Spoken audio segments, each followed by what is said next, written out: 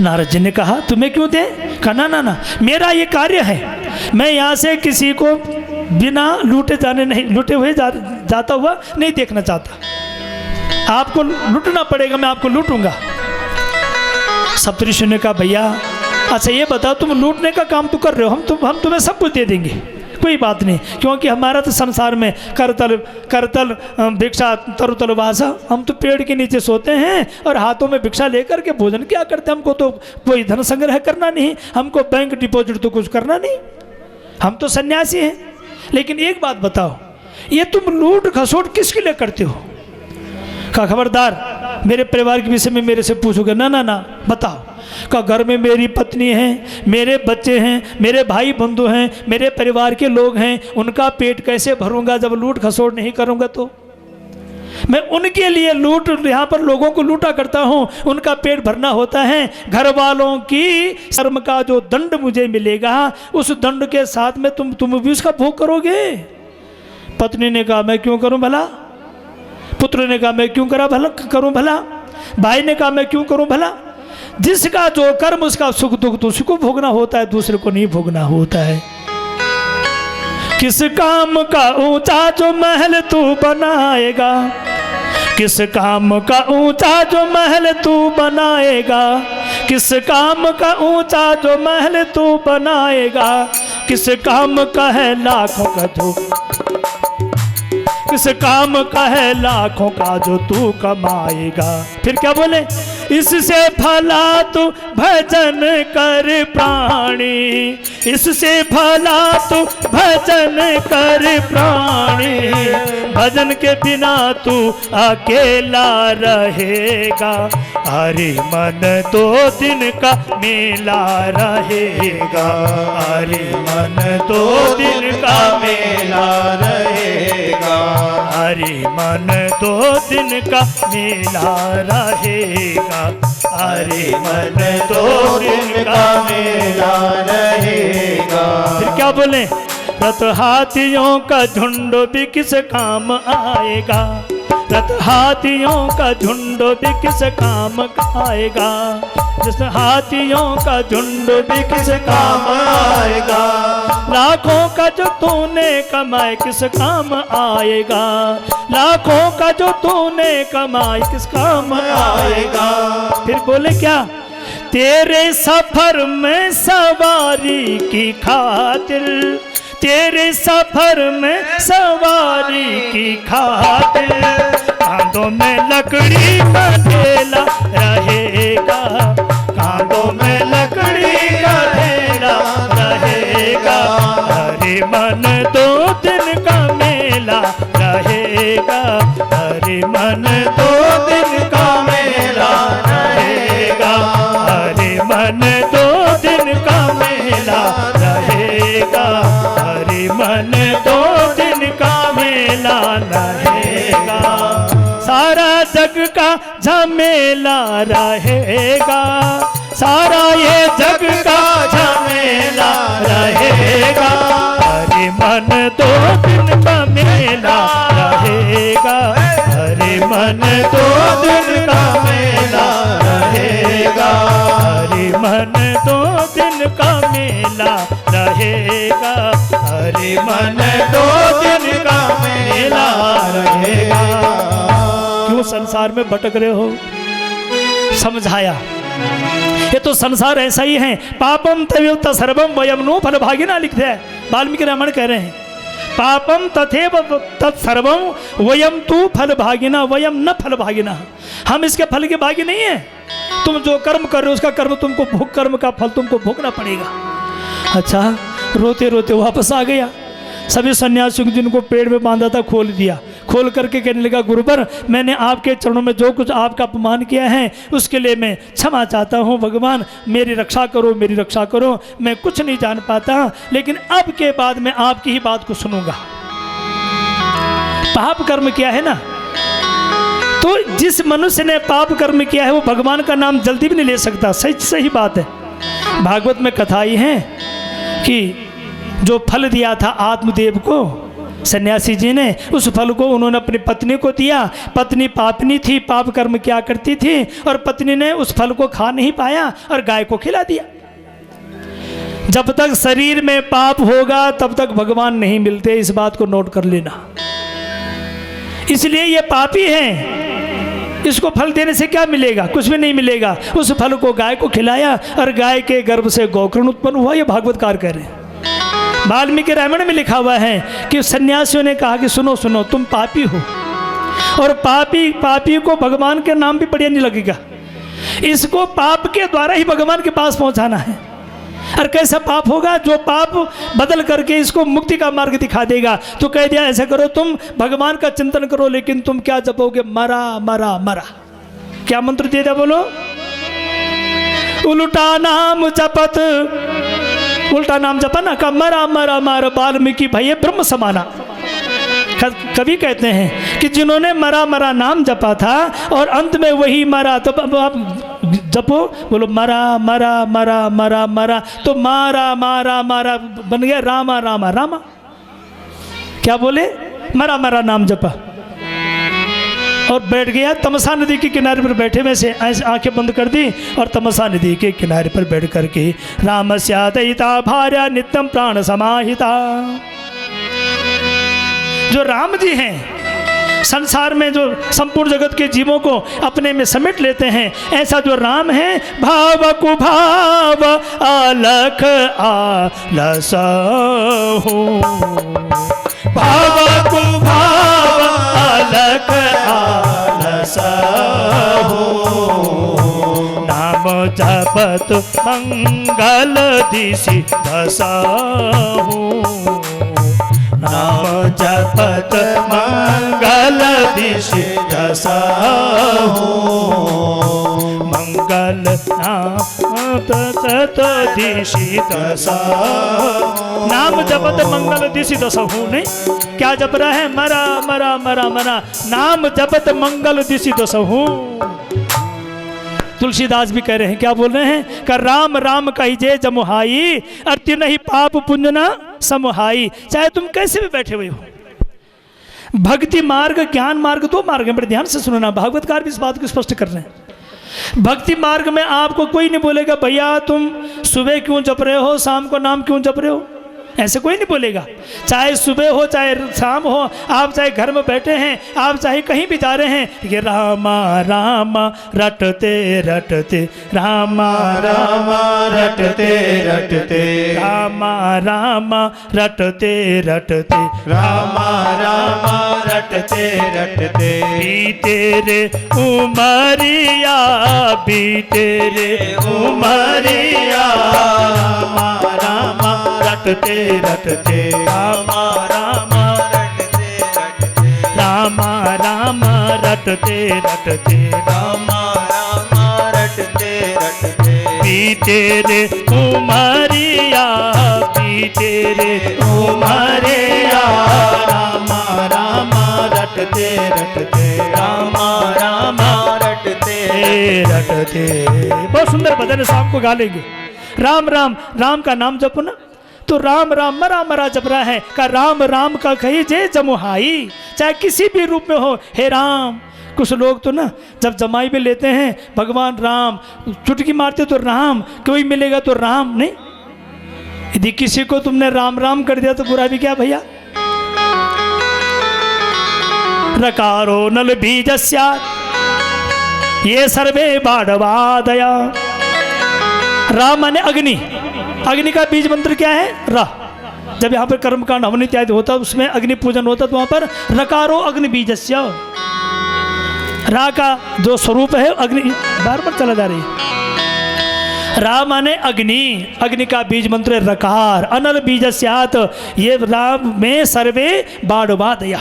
एक अग्नि है बाढ़वा नल, एक है जठरा नल और एक है दावा नल। बड़े ध्यान से सुनना, दावा नल कहाँ है? बाढ़वा नल समुद्र में, समुद्र में जो अग्नि है, जब यहाँ पर हवन होगा ना, हवन में अग्नि का आह्वान किया जाएगा और आह्वान करने के बाद फिर बोलेंगे समुद्रम गच्छ, हे अग्नि तुम अपने समुद्र में जाके विलीन हो जाओ। तभी तो बिजली उत्पन्न होती पानी से। पानी से तो बिजली निकलती है, इसलिए वहां पर कौन है? बाड़वानल। दावानल है जंगल में, कभी कभार बांस के पेड़ आपस में टकरा जाते हैं और टकरा करके आग की चिंगारी निकलती हैं, उस दावानल से जंगल में आग लग जाती है। तीसरा है हमारे पेट में जठरानल, माने जठराग्नि, जिसके द्वारा आप खाने को पचाते हो, तो भोजन को पचाते हो। तो हमारे पेट में है जठराग्नि, समुद्र में है बाड़वानल और जंगल में है दावानल। अनल माने आग। श्रीरकारो अनल बीजस्यात् मे सर्वे बाड़वादयः कृत्वा मनोमलम सर्वम भस्म कर्म शुभाशुभम। वो अग्नि रूप है, अग्नि रूप है, और अग्नि रूप अग्नि हमेशा संसार में सबको जला सकती है। भस्म कर्म शुभाशुभम, चाहे शुभ है चाहे अशुभ है, अग्नि में जो जाएगा अग्नि उसको जला करके नष्ट कर देगी। इसलिए रवि मंडल देखत लघु लागा, कभी कह रहे हैं रवि मंडल देखत लघु लागा उदयता सुत त्रिभुवन बन बागा। जब राम जी संसार में आ रहे हैं ना, ऐसा लग रहा है कि जैसे सूर्य उदय हो रहा हो। जब भगवान सूर्य उदय होते हैं उस समय क्या होता है? सूर्य का रंग कैसे होता है? बोलो संतरे जैसे, संतरी रंग होता है। इसलिए अरुणा ऐसा प्रकाश, उगते हुए सूरज को जो प्रणाम कर देता है उसके शरीर में कभी रोग नहीं आते हैं। इसलिए समझा रहे हैं अकारो भानु बीजस्यात् सर्ववेद प्रकाशकः दहत्येव सद्विद्या सविद्या हृदये तमः। आकार माने भानु माने सूर्य, जो भगवान श्री रा शब्द है उसमें जो रा है उसका नाम है अग्नि, उसका नाम है सूर्य, उसका स्वरूप है सूर्य का स्वरूप जो सारे संसार को प्रकाशित करता है। और उसके बाद है माँ, मकारम चंद्र बीजस्यात्, चंद्रमा का बीज मंत्र है माँ। चंद्रमा का बीज मंत्र क्या है? बोलो माँ। और अग्नि का बीज मंत्र है रा, इसलिए मकारम चंद्र बीज, चंद्र से बीज। तो चंद्रमा क्या करता है? संसार के लोगों को प्राण देता है, रात के अंधेरों को नष्ट करके और रात को शीतलता रूप दे करके संसार के लोगों को प्राण दे करके उनको दीर्घायु बना देता है। श्री त्रितापम हरते, जो चंद्रमा प्राणी के सारे पापों का नाश कर देते हैं उसका नाम है चंद्रमा। और सूर्य माने जो रोगों का नाश कर देते हैं, जो आंखों को खोल करके संसार का तेज का दर्शन कराते हैं उसका नाम है रा। तो रा और माँ मिलकर के क्या बन गया? बोलो बोलो ना, राम। जासु नाम गुणति मेरी पतंगा, तुलसीदास भी कह रहे हैं जासु नाम भजति मेरी पतंगा त्यही कि मैं कह विमोह प्रसंगा। जासु नाम पावक अह तूला, जास नाम पावक अघ तूला। सुमिरत सकल सुमंगल भूला, सुमिरत सकल सुमंगल भूला, सुमिरत सकल सुमंगल भूला, सुमिरत सकल सुमंगल भूला। क्या बोले? का जासु नाम पावक अघ तूला। अघ माने होता है पाप, अघ माने क्या होता है? पाप। जिसके नाम का स्मरण करने से प्राणी के सारे पाप धुल जाते हैं उसका नाम है राम। र माने अग्नि, अ माने सूर्य, माँ माने चंद्रमा। अग्नि, सूर्य और चंद्रमा, पृथ्वी, जल, तेज, वायु, आकाश, 5 भौतिक तत्वों से संसार का निर्माण होता है। पृथ्वी आपके सामने, आप पृथ्वी में बैठे हुए, पृथ्वी का लक्षण का तत्र गंधवती पृथ्वी, पृथ्वी का लक्षण गंधवान होना। तत्र गंधवती पृथ्वी, पृथ्वी का लक्षण दिया। का पृथ्वी जल, जल का लक्षण क्या है? का शीतलता। दर्शन में लिखा है, दर्शनकारों ने लिखा है कि शीतलता ही जल का लक्षण है। पानी के का लक्षण क्या? ठंडा होना। उसको गर्म करके तुम गर्म कर दो अलग बात है, लेकिन वो शीतल है। का जल का लक्षण क्या है? शीतलता। तत्र गंधवती पृथ्वी शीतत्वम तो जलम। फिर आकाश का लक्षण दिया। का आकाश का लक्षण का शब्द, आकाश का लक्षण क्या है? शब्द। घट आकाश, महान आकाश। मैं जो शब्द बोल रहा हूँ ये सारे संसार में ये फैल रहे हैं, विस्तार हो जाता है शब्द का, क्योंकि शब्द ही ब्रह्म है, ब्रह्म ही शब्द है। इसलिए आकाश का लक्षण क्या है? शब्द। आप किसी नदी के किनारे पर जाकर के बोलो, किसी हॉल में जाकर के बोलो तो आपका शब्द गूंजेगा, हा हा हा करोगे। और माइक वालों के पास होता है एक इको साउंड, जब ये इको ऑन कर देते हैं ना तो हा हा हा शुरू हो जाता नहीं। इसका नाम है शब्द रूपी वायु। ये तरंग है, वायु के तरंगे हैं, इसलिए शब्द। आकाश का लक्षण क्या है? वायु नहीं, आकाश का लक्षण है शब्द का। वायु का लक्षण है स्पर्श। जब हवा चलती है ना, हवा कैसे पता चलेगा हवा चल रही है? आपके शरीर को छू करके जाएगी। उसके बाद कहा तेज का। तेज का लक्षण क्या है? बड़ा ध्यान से सुनना। तेज का लक्षण दिया का हमेशा तुम जिसका दर्शन करते हो।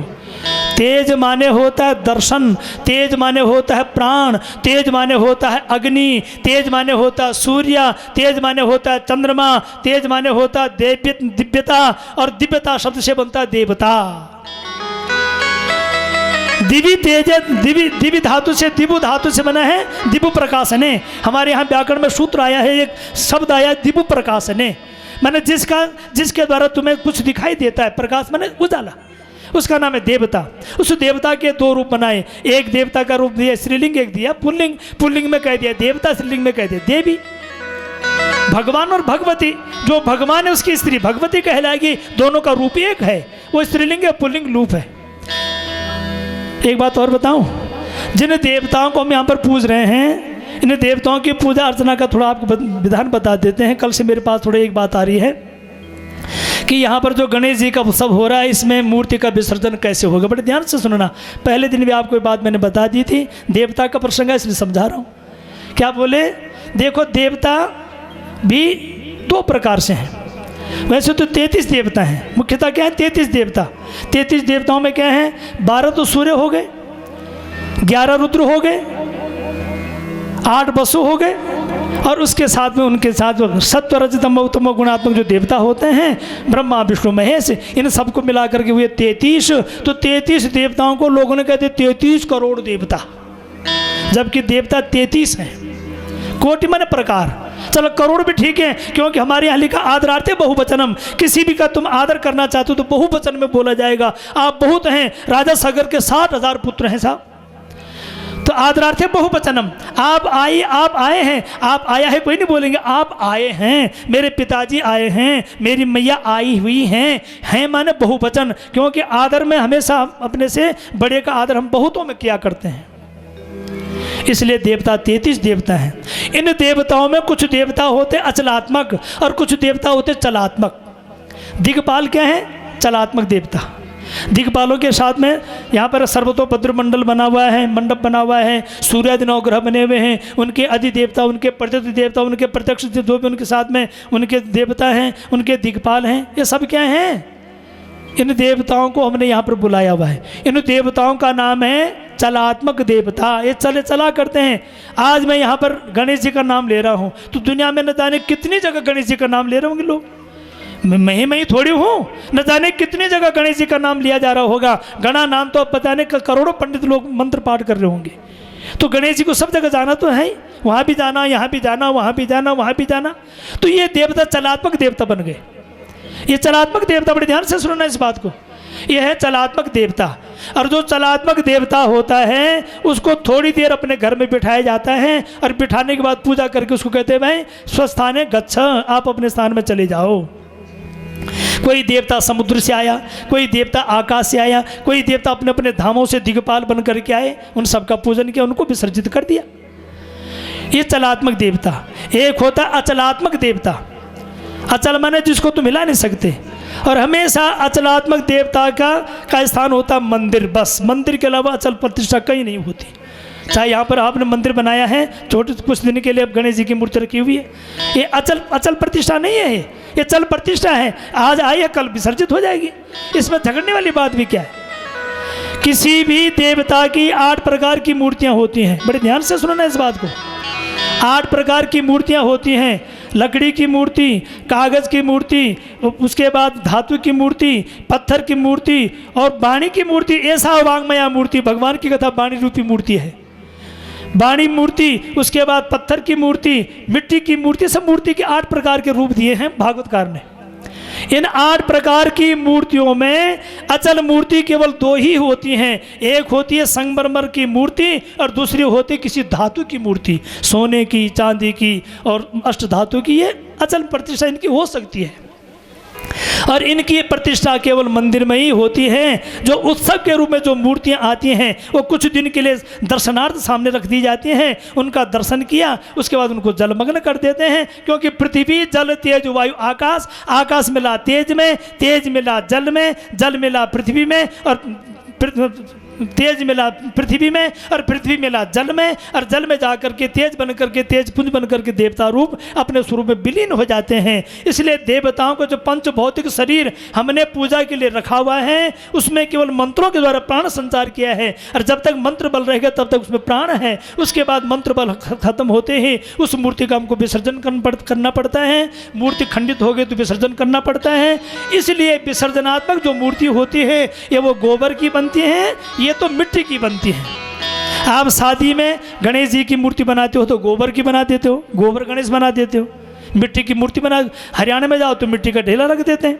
ये सभी मिट्टी से बनी हुई मूर्ति, गोबर से बनी हुई मूर्ति, कागज से बनी हुई मूर्ति, कपड़े में बनाए हुआ मूर्ति का आकार, ये सब इनका विसर्जन करना ही पड़ता है। इसमें घबराने की बात नहीं, इसमें डरने की कोई बात नहीं। और जिसके मन में शंका है मेरे पास आ जाना।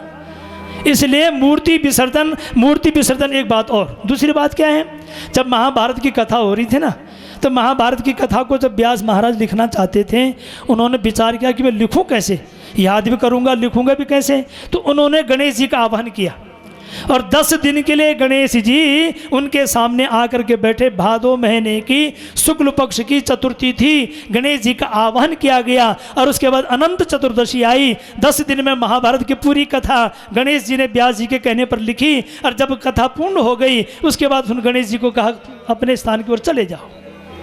तो रिद्धि सिद्धि को देने वाले जो गणपति हैं वो अचलात्मक मूर्ति के रूप में मंदिर में होते हैं। जो घरों में जो मूर्तियां बनती हैं मिट्टी की, कागज की, वो सब मूर्ति पूजा के लिए आ गई हैं। और भगवान की कृपा, यज्ञ से यत श्रेयम तद पुण्यम चास्तु, उस यज्ञ का जो पुण्य है, उस मूर्ति का जो पुण्य है, उस मूर्ति के जो रिद्धि सिद्धि आपको मिलनी है भगवान ने हमारी झोली में डाल दी है, हमको उसका पुण्य मिल गया है। उसके बाद मूर्ति का हम विसर्जन कर सकते हैं। उसमें मन में कोई शंका मत करना, निसंकोच होकर के भगवान के गणेश जी का विसर्जन कर सकते हैं। बोलो गणपति भगवान की। राम नाम है अति मीठा कोई गा के देख ले, राम नाम अति मीठा है कोई गा के देख ले। आ जाते हैं राम कोई बुला के देख ले, आ जाते हैं राम कोई बुला के देख ले। राम नाम अति मीठा है कोई गा के देख ले, राम नाम अति मीठा है कोई गा के देख ले। आ जाते हैं राम कोई बुला के देख ले, ओ आ जाते हैं राम कोई बुला के देख ले। मन भगवान का मंदिर है यहाँ धूल न जमने पाए, मन भगवान का मंदिर है यहाँ धूल न जमने पाए। हीरा जन्म अमोल है कहीं व्यर्थ न जाने पाए, ओ हीरा जन्म अमोल है कहीं व्यर्थ न जाने पाए। राम नाम के हीरे मोती, राम नाम के हीरे मोती ताके देख ले। आता है राम कोई बुला के देख ले, आते हैं श्री राम कोई बुला के देख ले। राम नाम अति मीठा है कोई गा के देख ले, राम नाम अति मीठा है कोई गा के देख ले। आते हैं भगवान कोई बुला के देख ले, ओ आते हैं भगवान कोई बुला के देख ले। जिस मन में अभिमान भरा हो राम कहाँ से आए, जिस मन में अभिमान भरा हो राम घर में हो अंधियारा तो मेहमान कहाँ से आए। घर में हो मेहमान तो मेहमान कहाँ से आए। घर में हो अंधियारा तो मेहमान कहाँ से आए। घर में हो अंधियारा तो मेहमान कहाँ से आए। मन मंदिर में राम की, मन मंदिर में राम की जोत जगा के देख ले। आते हैं भगवान कोई बुला के देख ले। आते हैं भगवान कोई बुला के देख ले। राम नाम बड़ा मीठा है कोई गा के देख ले। राम नाम बड़ा मीठा है कोई गा के देख ले। आते हैं भगवान कोई बुला के देख ले। आते हैं भगवान कोई बुला के देख ले। आते हैं भगवान कोई बुला के देख ले। आते हैं भगवान कोई बुला के देख ले। आते हैं भगवान कोई बुला के देख ले। आते हैं भगवान कोई बुला के देख ले। सियावर रामचंद्र भगवान की बड़ी सुंदर कथा चल रही है। नारद जी सनत कुमार ऋषियों को कथा सुना रहे हैं। वाल्मीकि जी का प्रसंग चल रहा था। अब नाम जप रहे, मरा मरा मरा मरा, उल्टा नाम जपत, उल्टा नाम जप रहे हैं, राम राम राम राम ने। और वही राम जब बन गया मरा, मरा बन गया राम। और धीरे धीरे एक प्रसंग आता है। एक ग्वाला था ना, ग्वाला, उसने कभी भी भगवान का नाम नहीं जपा। अपने गाय भैंस को लेकर के जंगल में चला गया। वहाँ पर एक ब्राह्मण देवता बैठे हुए थे। ब्राह्मण देवता तालाब के किनारे पर बैठे हुए हैं और नरसिंह भगवान के पुजारी थे। भगवान नरसिंह का मंत्र जप रहे, नरसिंहाय नमः, नरसिंहाय नमः, नरसिंहाय नमः। अब ग्वाला ने कभी तो भगवान का नाम न तो सुना न कभी जपा। जिसने कभी देखा नहीं जपा नहीं, उसको आश्चर्य तो होते हुए ही जाता है। किमर्थम क्रियसे किमिदम क्रियसे राजन भक्तयुक्तेन चेतसा। नहीं, सत्यनारायण कथा में प्रसंग आया है। क्या कर रहे, इसको करने से क्या मिलेगा तुमको। कहा सुनो सुनो बैठो, एक बात समझा देता हूँ। मैं भगवान नरसिंह का मंत्र जप रहा हूँ, नरसिंहाय नमः, नरसिंहाय नमः। इसको जपने से क्या होगा। कहा भगवान नरसिंह का दर्शन होगा। ग्वाला ने कहा मैं भी जपूँ। कहाँ जपो, तुम भी जपो, नरसिंहाय नमः मंत्र जपना। अब ग्वाला शाम को घर जाने लगा, विचार करने लगा, मुझे ब्राह्मण देवता ने मंत्र दिया नरसिंहाय नमः, नरसिंहाय नमः। वहाँ पर तो आंखें बंद करके जप रहा था। अब घर जा रहा है तो गाय भैंस को लेके जा रहा, उनकी सींग सामने खड़ी खड़ी दिख रही थी। अब मंत्र भूल गया, भैंस की सींग, भैंस की सींग, भैंस की सींग। नरसिंह को भूल गया, भैंस की सींग, भैंस की सींग, भैंस की सींग। अच्छा, भैंस की सींग, भैंस की सींग जपते जपते घर में पहुंचा। भैंस की सींग, भैंस की सींग, भैंस की सींग रात भर जपता रहा। प्रातः काल उठा, उठ करके ऐसे आसन लगाया, भैंस की सींग, भैंस की सींग, भैंस की सींग। भगवान विष्णु और माँ लक्ष्मी आकाश मार्ग से भ्रमण कर रहे हैं। लक्ष्मी मैया ने कहा भगवान विष्णु देखो देखो, ये भैंस का सींग, भैंस का सींग मंत्र जप रहा है। दुनिया में ऐसा मंत्र आज तक कभी सुना ही नहीं था हमने। भगवान विष्णु ने कहा विष्णु और माया बलवती है असंभवितम जगत। ये भगवान विष्णु की माया है, इसको क्या समझोगी तुम। ना ना ना, मुझे समझाओ, चलो मेरे साथ चलो। भगवान विष्णु लक्ष्मी मैया ग्वाला के सामने खड़े हो गए। लक्ष्मी मैया ने कहा ग्वाला क्या कर रहे हो। कहा चुप। कहा ग्वाला क्या कर रहे हो। कहा चुप। तीसरी बार पूछे हे ग्वाला क्या क्या मंत्र जप रहे हो। कहा तेरे घर वाले का नाम जप रहा हूँ। बोलो बांके बिहारी लाल की। क्या बोला। कहा तेरे घर वाले का नाम जप रहा हूँ। और लक्ष्मी मैया ने भगवान विष्णु की तरफ देखा। भगवान विष्णु हंसने लगे। दुनिया के लोग मुझे मरा मरा जपते हैं, मैं राम बन जाता हूँ। इसने मुझे भैंस के सींग में पाना चाहा, मैं भैंस के सींग में भी विराजमान होकर के नरसिंह बनकर इसको दर्शन दे लेता हूँ। बोलो सत्यनारायण भगवान की जय। तो मरा मरा नाम जपा और धीरे धीरे ज्ञान चक्षु खुलने लगे। 3 प्रकार के राम हैं, मैंने आपको कल बताई थी, परशुराम, बलराम और व्यापक राम। परशुराम कौन है।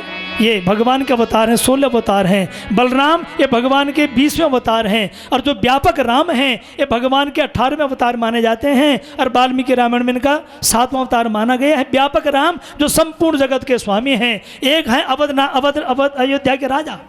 जो अयोध्या के राजा हैं उनका नाम भी राम है। जो कौशल्या नंदन हैं उनका नाम भी राम है, और जो दशरथ राजा राम, जो दशरथ के पुत्र राम हैं उनका नाम भी राम है, और इसका नाम है रघुकुल नाथ, रघुकुल कुलपति, वो भी राम है। जब भगवान अयोध्या के राजा बनते हैं उनका नाम पड़ जाता है अवधपति राम। जब कौशल्या की गोद में होते हैं तब कौशल्या के कौशल्या सुत राम, जब दशरथ के सामने होते हैं तो दशरथ सुत राम, और जब वही रघुकुल अवतंस सारे अपने वंश का नाम उठाने के लिए जगत में राक्षसों का नाश करने के लिए चले जाते हैं, उस भगवान का नाम हो जाता है व्यापक राम। अभी तक जो रघुकुल बनता है उसके बाद वो मर्यादित हो जाता है, और मर्यादित होने के बाद संसार में नाना प्रकार के राक्षसों का नाश करता है। इसलिए वो राम शक्ति में बहुत बड़ी ताकत है, राम नाम में बहुत बड़ी ताकत है। और राम नाम जपते जपते जपते जपते उसका स्वरूप बन गया मरा मरा मरा, और धीरे धीरे उसके मन में जो संसार के प्रति पाप बैठा हुआ था वो सारा पाप धुल गया। व्यास महाराज भी तो ऐसे कह रहे हैं, भागवत में क्या कह रहे हैं। जब व्यास महाराज का पुत्र हुआ सुखदेव, सुखदेव जी जब आगे जाने लगे व्यास महाराज ने से हाथ फैला दिए, पुत्र रुक जाओ, यम प्रभजंत मनुपेतम अपेत कृत्यम द्वेपायनो विरह कातर आजुहाव पुत्रेति तन्मयताया तनवो विनेदु तम सर्वभूत हृदय मुनि मानतोस्मि। पुत्र रुक जाओ रुक जाओ रुक जाओ, मैं तुम्हें पकड़ना चाहता हूँ। पुत्रेति तन्मयतया, अघटित घटना पटी ऐसी, जब तक संसार में किसी के साथ में कोई घटना नहीं घटती है तब तक उसको ज्ञान भी नहीं मिलता। ठोकर लगेगी तब पता चलेगा कि यहाँ पर कांटा है, यहाँ पर पत्थर है। ठोकर ज्ञान का हमेशा स्वरूप माना जाता है। अघटित घटना पटी ऐसी, आज व्यास महाराज पुत्र के पीछे रो रहे हैं, पुत्र आगे आगे जा रहे हैं, 5 देवांगने स्नान कर रही हैं, उनको देख करके सुखदेव रूपी बालक तो आगे चल पड़ा, व्यास महाराज को देख करके उन्होंने कपड़े पहन दिए। ये क्या बात है, ऐसे क्यों कर रहे हो? कि देखो संसार में 2 प्रकार के वृद्ध होते हैं, एक होता है ज्ञान वृद्ध, एक होता है अवस्था वृद्ध। दृष्टानुयान्त ऋषि महातपजप्य नग्नम देव्यो ह्रिया परिदुर्न सुत चित्रम तदवीक्ष पृच्छति तम मुनः जगदस्तवास्ति श्रीपुम विदाम न तो सुत से विवेक दृष्टि। आपने मेरे लड़के के सामने जवान लड़का जा रहा था, कपड़े नहीं पहने, मुझे देख के कपड़े पहन दिए। कहा तुमने 17 पुराणों की रचना भी कर डाली, तुम भगवान की भक्ति भी करते हो, लेकिन तुम्हारे मन में तो संसार के प्रति आसक्ति बनी हुई है। अच्छा ऐसी बात है, तुम्हारा पुत्र है ज्ञान वृद्ध और तुम हो अवस्था वृद्ध, तुम बूढ़े जरूर हो गए हो लेकिन तुम्हारा ज्ञान चक्षु नहीं खुला। और व्यास महाराज वहीं से वापस आ गए, वापस आ करके उन्होंने सुंदर भागवत की रचना, नारद जी के कहने पर भागवत की रचना की, तो भागवत का विषय है। लेकिन यहाँ पर आपको मैं समझा रहा था, अघटित घटना पटी ऐसी, संसार में जो अघटित घटनाएं होती हैं वो ज्ञान देने के लिए संसार में आया करती हैं। नारदस्यात्मवतद्वाक्यं श्रुत्वा वाक्य विशारदः पूजयामास धर्मात्मा सह शिष्यो महामुनि। उस महामुनि ने भगवान नारद जी के कहने पर मरा मरा जपा था, मंत्र पूरा हुआ। एक दिन की बात है, तमसा नदी में बैठे हुए थे, किनारे पर बैठे हुए थे, खड़े हुए अपने शिष्यों के साथ में स्नान किया। उनके शिष्य का नाम था भरद्वाज ऋषि, वाल्मीकि के ये ऋषि शिष्य हैं, प्रधान शिष्य हैं। सब ने अपने शरीर के कपड़े उतार करके कपड़े पेड़ में टांग दिए, तमसा नदी में स्नान किया। स्नान करने के बाद नदी से बाहर निकले, कपड़े पहन करके भ्रमण करने के लिए चल पड़े। चलते चलते क्या देखा, तमसा नदी के किनारे पर एक व्याध था, हाथ में उसने धनुष बाण पकड़ा हुआ था और धनुष बाण लेकर के वो व्याधा आगे जा रहा है। विचचार सपश्यंत सर्वतो विपुलम वनम। बड़ा सुंदर गा रहे हैं यहाँ पर कि सारे जंगल में भ्रमण करने का विचार बना करके जा रहे थे। एक व्याधा उस जंगल में व्याधा भी घूम रहा है। तमसा नदी के किनारे पर उस ऋषि ने, महर्षि जी ने क्या देखा, एक क्रोंत पक्षी का जोड़ा। क्रोंत पक्षी नाना प्रकार के नामों से जाने जाते हैं, कहीं पर उसको हमारे यहाँ तीतर भी कहते हैं, चकोर, कहीं तो उसको चकोर के नाम से जाना जाता है, नहीं कहीं पर उसको बगुला नाम से भी जाना जाता है। तो क्रोंत पक्षी का जोड़ा, पति पत्नी का जोड़ा था, नदी के किनारे पर बैठे हैं और नदी के किनारे पर पति पत्नी एक दूसरे के प्रति आसक्त होकर के अपने चोंच को चोंच मिला करके अपने जीवन का सुख अनुभूत कर लेते। तस्मातो मिथुनादेकम पुमांस पाप निश्चय। दोनों एक दूसरे के प्रति समर्पित हैं, मिथुनादेकम शब्द आया है। मिथुन माने एक दूसरे के प्रति, अपने एक दूसरे को प्रेम पूर्वक, प्रेम भाव से देख रहे हैं। वियुक्ता पतिना तेन द्विजेन सहचारिणा। उस ब्राह्मण देवता ने देखा कितना सुंदर दृश्य है, देखो ने पक्षियों को देखो तो सही। आप देवी भागवत में जाओगे तो वहां पर व्यास महाराज ने गौरैया पक्षी का स्वरूप देखा, और गौरैया पक्षी के स्वरूप को देख करके मन में कामना होगी मेरा भी पुत्र होना चाहिए। अरण्य मंथन के द्वारा पुत्र की प्राप्ति हुई। ये देवी भागवत प्रसंग आया। इधर क्या प्रसंग आया है कि वाल्मीकि जी अपने शिष्यों के साथ में जब उन तमसा नदी के किनारे पर भ्रमण करने के लिए जा रहे थे तो वहाँ पर क्रोंच पक्षी का जोड़ा देखा। उधर से एक व्याधा आता हुआ दिखा, क्रोंच पक्षी की सुंदरता को देख करके बैठ गए, निहारने लगे कितना सुंदर पक्षी, हाँ कितनी सुंदरता इस पक्षी की बनी हुई है। इनका आपसी प्रेम देखो तो सही। संसार के लोग तो बहुत लड़ते झगड़ते हैं, इन पक्षियों को देखो कितना प्रेम एक दूसरे के प्रति समर्पित है। पति का धर्म है पत्नी के जीवन का आदर करें, और पत्नी का धर्म है पति के चरणों की सेवा करें। पतना त्रायते अनयायासा, पत्नी जो अपने परिवार को हमेशा बुरे मार्ग से बचाती उसका नाम पत्नी है, और पातयति रक्षयति ऐसा पति जो परिवार का पालन पोषण करता उसका नाम है पति। कितना सुंदर जोड़ा, मिथुन जोड़ा। इतना सुंदर जोड़ा देख करके वाल्मीकि जी की मन बुद्धि उस पक्षी में टिक गई। व्याधा ने अपने धनुष पर बाण चढ़ाया।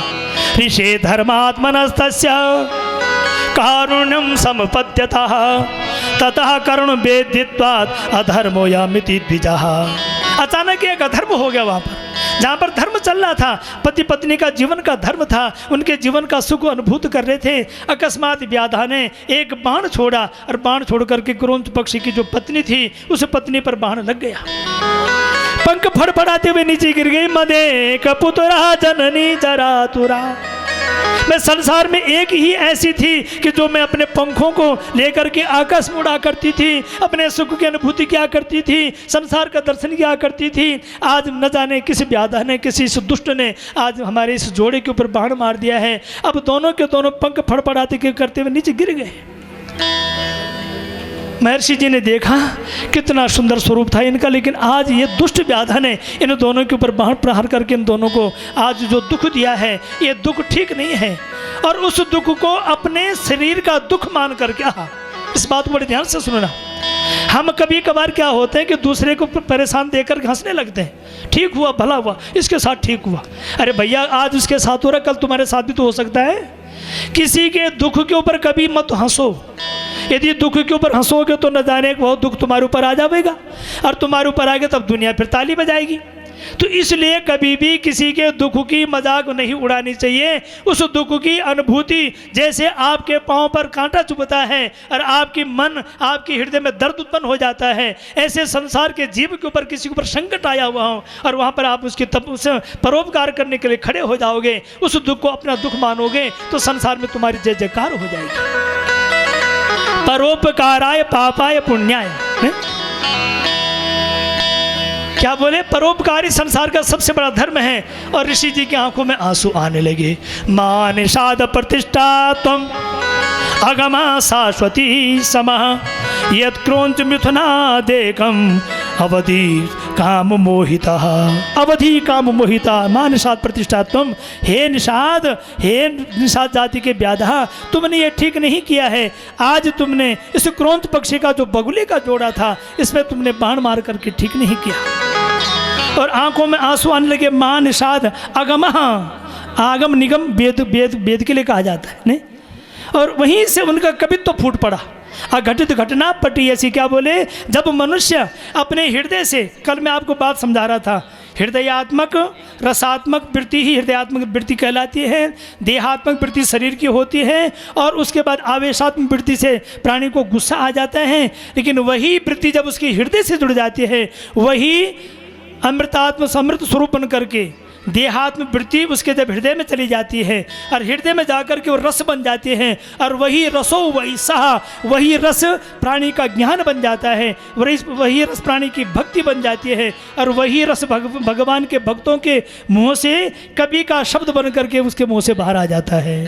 इसलिए कवि का हृदय का जो विदीर्ण भाव था, कवि के हृदय में जो दुख उत्पन्न हुआ, वही दुख उनके मुंह से राम के नाम से संसार में प्रकट हो गया, और उन्होंने उस दुख के द्वारा दुख को पा करके नारद जी के कहने पर भगवान श्री राम का चिंतन शुरू किया। और राम जी का चिंतन शुरू करने के बाद ब्रह्मा जी का आगमन हुआ। ब्रह्मा जी उनकी कुटिया में गए। कुटिया में जाकर के ब्रह्मा जी ने समझाया, चतुर्मुखो महातेजा दृष्टुम सुमुनिपुंगवः, जिन्होंने क्रोध पक्षी को इस मार्मिक दृश्य के द्वारा अपने मन बुद्धि को भगवान के चरणों में लगाया है, नारद जी को उपदेश सुना है, उसका मैं दर्शन करना चाहता हूँ, मेरा वो पुत्र है। ब्रह्मा जी गए। ब्रह्मा जी ने जाकर के वाल्मीकि जी के चरणों में जाकर के विराजमान हुए, उनकी कुटिया में गए। वाल्मीकि जी ने उनको प्रणाम किया। ब्रह्मा जी ने आशीर्वाद दिया। आशीर्वाद दे करके कहा कि मैं तुम्हें ब्रह्म रूपी ज्ञान प्रदान करता हूँ। और ब्रह्म रूपी ज्ञान प्रदान करने के बाद ब्रह्मा जी का आशीर्वाद मिला। और आशीर्वाद प्राप्त होते ही वाल्मीकि जी ने 24,000 श्लोकों से महिमा मंडित सुंदर ग्रंथ की रचना कर डाली, जिसका नाम पड़ गया वाल्मीकि रामायण।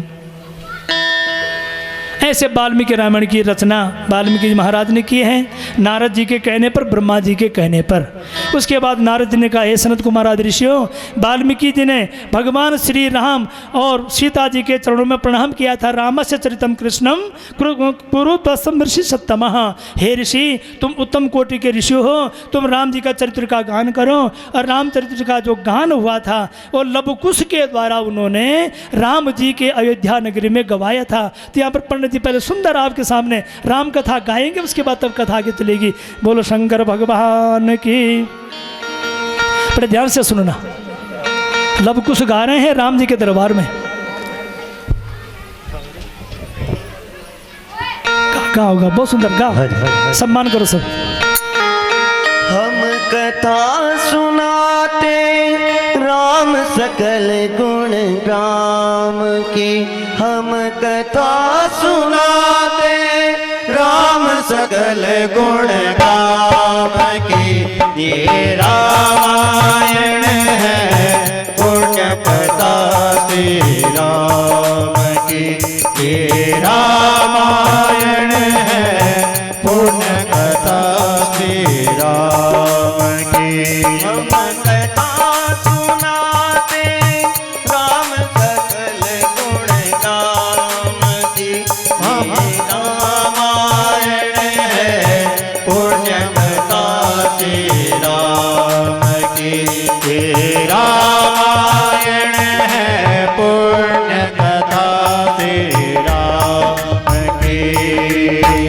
जम्बूद्वीपे भारत खंडे आर्यावर्ते भारत विदेशिक नगरी है विख्यात अयोध्या नाम की, यही जन्म भूमि है परम पूज्य श्री राम की, ये रामायण है पुण्य कथा श्री राम की, ये रामायण है पुण्य कथा श्री राम की।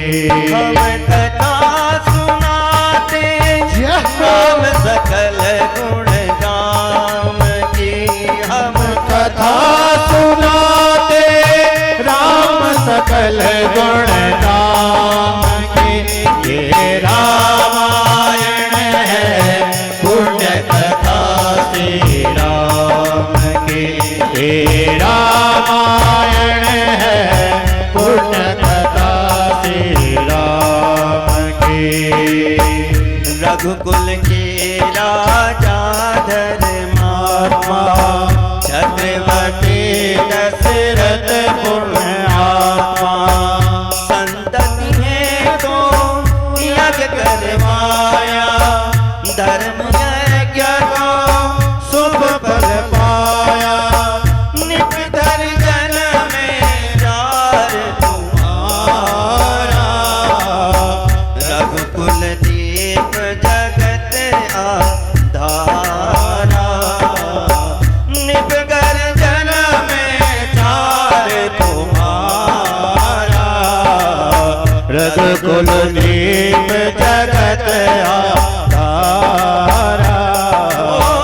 चारों प्रातों के शुभ नामा, चारों प्रातों के शुभ नामा, शत्रुघ्न लक्ष्मण रामा भरत शत्रुघ्न लक्ष्मण रामा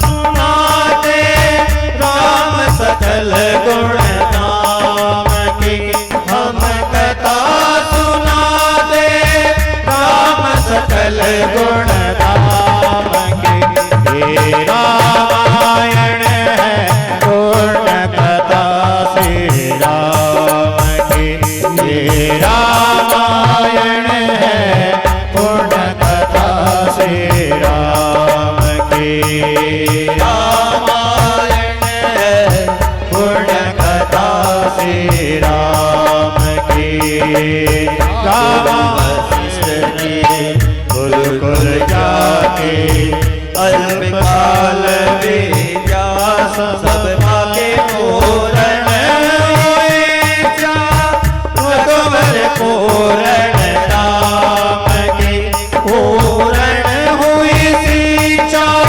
रघुवर पूरण राम की हे रामायण है पूर्ण कथा श्री राम की ये रामायण है पूर्ण कथा श्री राम की ये रामायण है पूर्ण कथा श्री राम की हे कथा सुना दे राम सकल गुण राम की हम कथा सुना दे राम सकल गुण राम की हे रामायण है पूर्ण कथा श्री राम की हे रामायण है पूर्ण कथा श्री राम की हे रामायण है पूर्ण कथा श्री राम की तुलसियावर रामचंद्र भगवान भगवान की जय। नारद जी ने सनत कुमार आदि ऋषियों को संक्षिप्त रूप से वाल्मीकि रामायण का काव्य पाठ कराया। वाल्मीकि जी ने 7 कांड में से मुख्यतः वाल्मीकि रामायण में 6 कांड है। कल मैंने आपको बात बताई थी। पहला कांड है बालकांड। बालकांड का तात्पर्य होता है निर्बोध अबोध बन करके संसार में रहना, बालक बन करके संसार में रहना, क्योंकि छोटे बच्चे को सब प्यार करते हैं।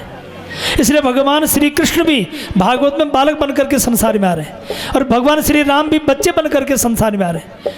जबकि जितने भी राक्षस हुए सब बड़े होकर के संसार में आए, लेकिन परमात्मा बाल बन करके संसार में आए। इसका नाम है बालकांड।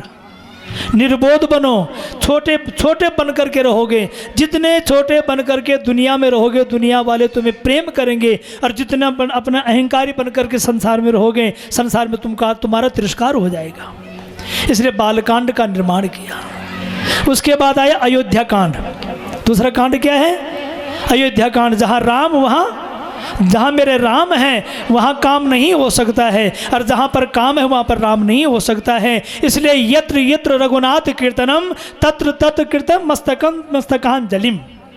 जहाँ जहाँ पर राम है उस राम के चरणों में प्रणाम करो, और प्रणाम करने के बाद अपने जीवन का सुख अनुभूत करो। अयोध्या कांड का ये मतलब है। उसके बाद तीसरा कांड बना अरण्य कांड। अरण्य माने जंगल नहीं, अरण्य कांड का तात्पर्य क्या है? जंगल का धीरे धीरे अपने जीवन को संयमित करो। अरण्य कांड में क्या होता है? भगवान श्री राम लक्ष्मण सीता जंगल की तरफ जा रहे हैं। वहाँ पर उनको नाना भांति के ऋषि मिल रहे हैं। 65 ऋषियों का दर्शन हुआ वाल्मीकि रामायण में। कितने ऋषि आए? 65 ऋषि। उन ऋषियों के चरणों में राम जी ने प्रणाम किया, और सभी ऋषियों ने उनको ज्ञान दिया। किसी ने अस्त्र शस्त्र दिए, किसी ने ज्ञान दिया, किसी ने आशीर्वाद दिया। सब ने उनको ब्रह्मर्षि का जो ज्ञान दे करके उसको तेजोमय बनाया। संयम, भगवान को पाना चाहते हो तो संयमित रहो। तो अरण्य कांड का तात्पर्य क्या है? व्याघ्रीव तिष्ठति जरा परितर्जयन्ति, व्याघ्रीव तिष्ठति जरा परितर्जयन्ति, रोगाच शत्रव इल प्रवहन्ति देहम्, आयु परिस्तवाति भिन्नतया घटाति वाम्ब, लोकस्तथाप्यहितमः ततरीत चित्रम्, जैसे कि जंगल में नाना प्रकार के पशु पक्षी रहा करते, जानवर रहा करते हैं, आपस में प्रेम से रहा करते हैं, वो शरीर से निरोग होते हैं, संयमित जीवन होता है। अपने को भी संयमित बनाओ। जितासनो जित श्वासो। बुढ़ापा आएगा और बुढ़ापा आने के बाद तुम फिर पुरानी जो तुम्हारी जवानी की वासनाएं थी उसमें तुम्हारा मन चला जाएगा। शरीर बूढ़ा हो सकता है लेकिन वासना कभी बूढ़ी नहीं होती। बड़े ध्यान से सुनना। जब तक तुम छोटे थे तुम्हारे शरीर में चंचलता थी, जब तुम बड़े हुए जवान हुए वो चंचलता आंखों में आ गई, और जब प्राणी बूढ़ा हो जाता है तो चंचलता उसके मन में चली जाती है और बूढ़ा व्यक्ति मन से चंचल हो जाता है। जैसे बूढ़ी बागिन होती है ना, शरीर काम नहीं कर रहा है लेकिन उसको तो चाहिए कुछ ना कुछ खाने के लिए तो चाहिए, तो बूढ़ी बागिन कभी कभार बड़ी परेशान हो करके अपने जीवन को दुख में बना करके अपने को नोचना शुरू कर देती है। ऐसे कभी कभार प्राणी संसार की वासनाओं में लिप्त होकर के अपने जीवन को दुख में बना देता है। इसलिए प्राणी को कभी भी अपने जर्जर देह को पश्चाजीवति जर्जर देह वार्ता को बिना पृच्छति गे हैं भज गोविंदम भज गोविंदम भज गोविंदम मूढ़मते। शरीर जर्जर हो जाएगा, बूढ़ा हो जाएगा। नहीं। श्री कृष्ण त्वदीय पद पंकज पंजरांते अदेव में विसतु मानस राजहंसा प्राय प्रयाण समय कपवात पित्ते कंठावरोधन विधो स्मरणम कुतस्ते देहेस्ति मांसि रुधिरे भिमति त्यजत्वं जाया सुतातिषु सदा ममता विमोचा पश्यानिशं जगदिदं क्षणभङ्गनिष्ठा वैराग्य राग रसिको भव भक्ति निष्ठा। बुढ़ापा आएगा, बहुत दुखी हो जाओगे। कानों से सुनाई नहीं देता, आंखों से दिखाई नहीं देता, जीवा में जो जीवा से दांत जुड़े हुए थे उन दांतों से जब दांत है नहीं चबाओगे क्या? रोगों ने घेर दिया, तब राम राम बोलना चाह रहे थे, दांत नहीं तो लाम लाम लाम लाम करते रहोगे। राम की जगह क्या बोलोगे? लाम लाम लाम लाम। और सारे लोग बोलेंगे क्या बोला, दूसरा बोलेगा क्या बोला, तीसरा बोलेगा क्या बोला। अब तुम्हारे बोले कोई समझेगा नहीं, फिर तुम सिर को पटकोगे, मैं बहुत कुछ बोलना चाहता हूँ, मेरी कोई सुनता ही नहीं। आहा, इसलिए जो ये अरण्य कांड है ना, मानस में सर्वोत्तम कांड है अरण्य कांड। अरण्य कांड के बाद आया किष्किंधा कांड। किष्किंधा कांड में सूर्य पुत्र सुग्रीव, सुग्रीव के पिता सूर्य थे, सूर्य भगवान का पुत्र है सुग्रीव, और अंजनी सुत हनुमान। हनुमान क्या है? सेवक हैं। हनुमान जी का दर्शन होगा। हनुमान जी किष्किंधा कांड में जाकर के सुग्रीव से भेंट होगी, और जितने भी ऋक्ष राज इत्यादि जितने हैं सब भगवान के साथ में उनकी शोभा बन जाएगी, परमात्मा से उनका मिलन हो जाएगा, जीव और ईश्वर का मिलन हो जाएगा। जितने भी जीव हैं संसार में किष्किंधा कांड में हैं, वो सारे जीव ईश्वर से मिल जाएगा। और जहाँ पर आत्मा परमात्मा का मिलन होता है उसका नाम होता है रास। उसका नाम क्या होता है? रास। इसलिए मेरे परमात्मा क्या हैं? रस रसते अनित रासः। किष्किंधा कांड माने रास का दर्शन। जब रास का दर्शन हो जाता है उसके बाद भगवान श्री राम, हनुमान, रावण, विभीषण, सीता, सबका तिरजटा, सबका सुंदर चरित्र का गान हुआ है सुंदर कांड। सुंदरे सुंदरे किम्नु सुंदरम। सुंदर कांड में जाओ तो शांतम शाश्वतम प्रमेय मनगम निर्माण शांति प्रदम ब्रह्मा शंभु फणेन्द्र सवेशेभ्य मनिषम वेदांत वेदम विभुम रामाख्यम जगदीश्वरम सुरगुरु माया मनुष्यम हरिम। क्या बोले मेरे परमात्मा? क्या माया मनुष्यम हरिम। हरि माने भगवान श्री विष्णु। संसार रूपी माया से संसार का जीव जो जुड़ा हुआ है, इस जीव को अपने में समेट लेते हैं। तो सुंदर कांड में रावण का अहंकार भी नष्ट हो गया। सीता जी के सामने गया, हे सीता मेरे से विवाह कर ले। तो सीता मैया ने तृण कर दिया, तृण कर ओट कहत बेदेही। रावण तुम्हारे बस की बात नहीं मुझे छूना। एक छोटे से तिनके का सहारा लेकर के जामुवंत के बचन सुहाए सुनि हनुमंत हृदय अति भाए। वहाँ पर हनुमान जी को अपनी ताकत का ज्ञान हो गया, मैं इतना ताकत वाला हूँ। सीता मैया की पवित्रता का दर्शन हो गया, रावण का ज्ञान प्रकट हो गया, विभीषण की शरणागति का दर्शन हो गया। इसलिए इसका नाम क्या पड़ा? सुंदरकांड। और अंत में समुद्र भी भगवान के चरणों में आकर के झुक गया। विनयन मानत जलति जड़ गए 3 दिन बीत। नहीं, प्रसंग आया ना मानस में कि प्रार्थना की कि भगवान इस समुद्र को क्यों बाण से मारना चाह रहे हो, इस समुद्र को जिन बाणों से मारना चाह रहे हो उन बाणों के द्वारा उस रावण को, लंकापति रावण को मारो। और भगवान ने जो बाण समुद्र को मारने के लिए तैयार कर दिया था, उस बाण के 21 रूप बन करके और रावण के जो दक्षिण दिशा का स्वामी था रावण, उसके ऊपर वो मंडराने लगे। काल रूपी बाण रावण के सिर के ऊपर मंडराने लगा। समुद्र को भगवान ने आशीर्वाद दिया। नल नील का भी यहाँ पर बहुत बड़ा सुंदर दर्शन कराया है। विश्वकर्मा के पुत्र है नल और नील, इनको आशीर्वाद है कि तुम जिस पत्थर पर हाथ लगाओगे वो कभी, जिस वस्तु पर हाथ लगाओ वो कभी जल में डूब नहीं पाएगा, पत्थर भी नहीं डूब पाएगा। और नल नील ने ऐसे पत्थरों के द्वारा पुल का निर्माण कराया और श्री राम ने लंकापति रावण का नाश करने के लिए फिर लंका कांड का दर्शन कराया, युद्ध कांड का दर्शन कराया। युद्ध कांड में लंका के ऊपर विजय प्राप्त हुई, नाना प्रकार से कुंभकर्ण का नाश हुआ, मेघनाद का नाश हुआ, रावण की मुक्ति हुई जिसकी नाभि में अमृत बसा हुआ था।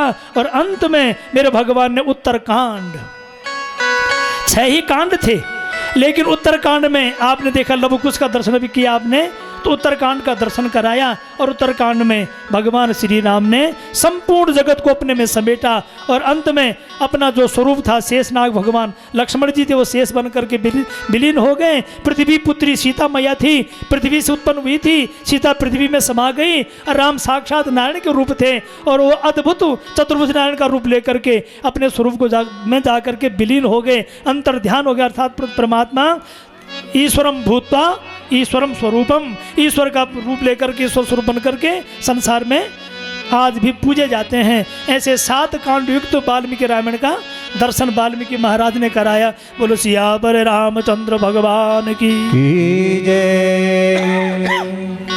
ऐसे इसमें 7 कांड हैं। हमारे शरीर में भी 5 कर्मेंद्रियाँ, मन और बुद्धि 7 हमारे शरीर में प्रधान इंद्रियां हैं, ये थे। और उन्होंने सर्वभंग ऋषि ने विश्वामित्र जी का, राम जी का वहाँ पर पूजन किया। ये कथा आपको सुनाएंगे। उसके बाद जो भारद्वाज ऋषि हैं, भारद्वाज ऋषि वाल्मीकि के शिष्य हैं और जिन्होंने मान निषाद वाला श्लोक जब सुना था उसके बाद दोबारा याद दिलाई वाल्मीकि जी को कि आपने ये श्लोक पढ़ा था। और उस श्लोक के द्वारा वाल्मीकि जी ने ब्राह्मण की रचना की है। सतानंद ये जनक के कुल गुरु हैं। उसके बाद आए राजा जनक, ये राजा निमि के वंश में 21वें राजा हैं। एक राजा थे चंद्रवंश में जिनका नाम था राजा निमि, और निमि ने अपने यहाँ यज्ञ करने का विचार कराया था। यज्ञ में अपने कुल गुरु को बुलाया था वशिष्ठ जी को। वशिष्ठ जी ने मना कर दिया, मेरे पास समय नहीं है, मैं कल नहीं आऊँगा, दूसरे दिन आकर के यज्ञ करूँगा। और राजा जनक ने, उस राजा निमि ने यज्ञ संपन्न करा दिया। वशिष्ठ जी तीसरे दिन जब वहाँ पर पहुँचे कुल गुरु, उन्होंने देखा मेरे इस शिष्य ने तो यज्ञ पूरा कर दिया। यजमान को डांटा, तुमने यज्ञ पूरा क्यों कर दिया मेरे बगैर? कहा गुरुजी आपने मना किया था ना, कभी कभार यजमान को ब्राह्मण की समस्या भी तो समझनी चाहिए ना भैया। ये थोड़ी कि मेरा काम होगा, ब्राह्मण का भी तो घर बार है। नहीं, ब्राह्मण के लिए लोग सोचते नहीं। आपको सच बताऊं, कभी कभार ऐसी दुर्दशा हो जाती है हम लोगों की, यजमान कभी सोचता नहीं कि पंडित जी को भी कोई दुख होता होगा, इनको भी कोई कष्ट आता होगा, इनके घर में भी तो बच्चे होंगे। कभी कभार बुरा तो नहीं मान रहे हो, मत मानना। तो राजा निमि ने कहा आपने मना कर दिया था इसलिए मैंने यज्ञ दूसरे गुरु से करा दिया। अच्छा, वशिष्ठ जी को क्रोध आया, कहा जा तुम विदेह बन जाओ, तुम्हारा शरीर नष्ट हो जावे। और उन्होंने अभिशाप दे दिया वशिष्ठ जी को। यजमान भी कभी कभार अपने गुरु की सेवा करते करते यदि क्रोध कर देता है, गुरु का भी गलत कार्य कर देता है, तो यजमान का भी धर्म बनता है, पंडित जी आप ठीक नहीं कर रहे हैं। वशिष्ठ जी को उन्होंने अभिशाप दे दिया कि जा तुम अपने को महाब्रह्मर्षि मान करके बड़े अहंकारी बन करके विराजमान रहते हो संसार में, ब्राह्मण के रूप में तुम्हारा अपमान होगा। राजन विदेह बन गए। विदेह उनके शरीर का जब मंथन किया गया और वहाँ से निकली मिथिला, माने मिथिला रूप में उनका शरीर उत्पन्न हुआ, उसका नाम पड़ा मिथिला, माने 2 रूप में उत्पन्न हुए, उसका नाम पड़ा मिथिला नगरी। मिथिला नगरी माने नेपाल और बिहार, का क्षेत्र, उसका नाम है कटिहार जिला जिसको कहते हैं। तो कटिहार जिला बिहार में है, तो उसका नाम पड़ा मिथिला नगरी। और मिथिला के राजा निमि के वंश में आगे जाकर के सूर्यध्वज, और सूर्यध्वज के पुत्र वे केशध्वज, और केशध्वज के पुत्र शीरध्वज, और शीरध्वज नामक राजा पृथ्वी में हल जोत रहा था। हल जोतते जोतते आकाशवाणी हो गई, जिस हल के द्वारा तुम पृथ्वी का छेदन कर रहे हो, यहाँ से तुम्हें सौभाग्य की प्राप्ति होगी। और हल जोतते जोतते वहाँ से एक सुंदर कन्या निकली थी। उस कन्या को उन्होंने अपने गले लगाया था, उसका नाम रख दिया था सीता। जो खेत में हल के शीत के द्वारा जो उत्पन्न हुई थी उसका नाम था सीता मैया। बोलो सीता मैया की। तो सीता मैया थी किसकी पुत्री? राजन जनक की। जनक इसलिए कहते हैं इन्होंने सीता को उत्पन्न किया है।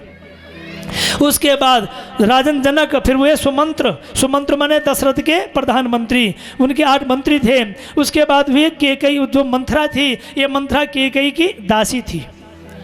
आखिर में ऐसे भी प्रसंग मिला वाल्मीकि रामायण में कि मंथरा को ब्रह्मा जी ने अभिशप्त करके उस मंथरा का नाश किया था। चले प्रसंग बाद में आएगा। उसके बाद देवराज राजा जनक के दादा का नाम था देवराज।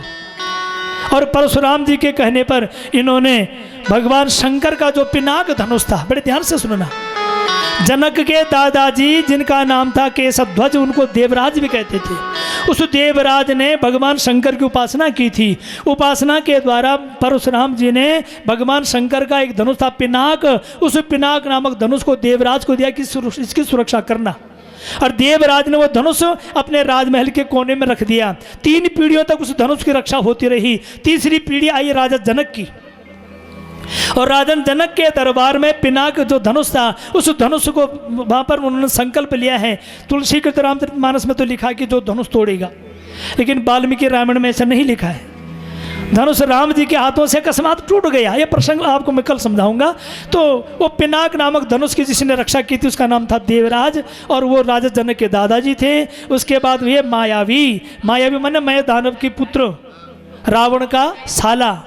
मय दानव के 2 संतानें थी, एक का नाम था मंदोदरी और एक का नाम था मायावी रावण का साला था, मंदोदरी रावण की पत्नी थी। मारीच ये ताड़का का पुत्र था, रावण का मामा था। और सुमाली रावण का नाना था। ये प्रसंग इसमें आएगा। उसके बाद माल्यवान, ये माल्यवान कौन है? सुमाली के भाई हैं, और रावण के सबसे प्रधानमंत्री थे माल्यवान। उसके बाद नरांतक क्या है? रावण का दूत है। के इक्ष्वाकु वंश जब चला, इक्ष्वाकु वंश में जाकर के विकुक्षी के पुत्र काकुत्स के वंश में आगे जाकर के राजा